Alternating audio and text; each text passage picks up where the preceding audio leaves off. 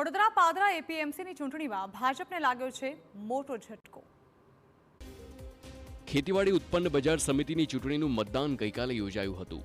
ભાજપ પ્રેરિત પેનલમાંથી 14 ઉમેદવારી પત્રો ભરાયા, જ્યારે ભીખાભાઈ પટેલ સ્વામી તેમજ પ્રવીણસિંહ સિંધા પ્રેરિત પેનલમાંથી 17 ઉમેદવારી પત્રો ભરાયા હતા। ભાજપ સામે ભાજપના જ ઉમેદવારોની પેનલ બનતા ખળભળાટ મચ્યો હતો।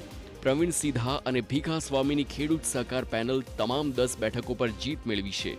ભારે રસાકસી વચ્ચે કોંગ્રેસ અને અન્ય પાર્ટીઓની રેસ બાદ ખેડૂત સહકારના ઉમેદવારો સ્પષ્ટ વિજેતા બન્યા।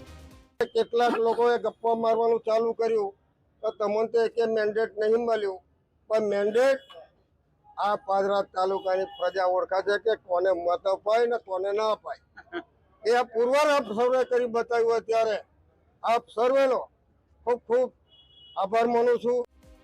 આ પરિણામો સ્થાનિક રાજનીતિમાં મહત્વપૂર્ણ ફેરફાર અને નવા વિકાસ માટે સંકેત આપી રહ્યા છે।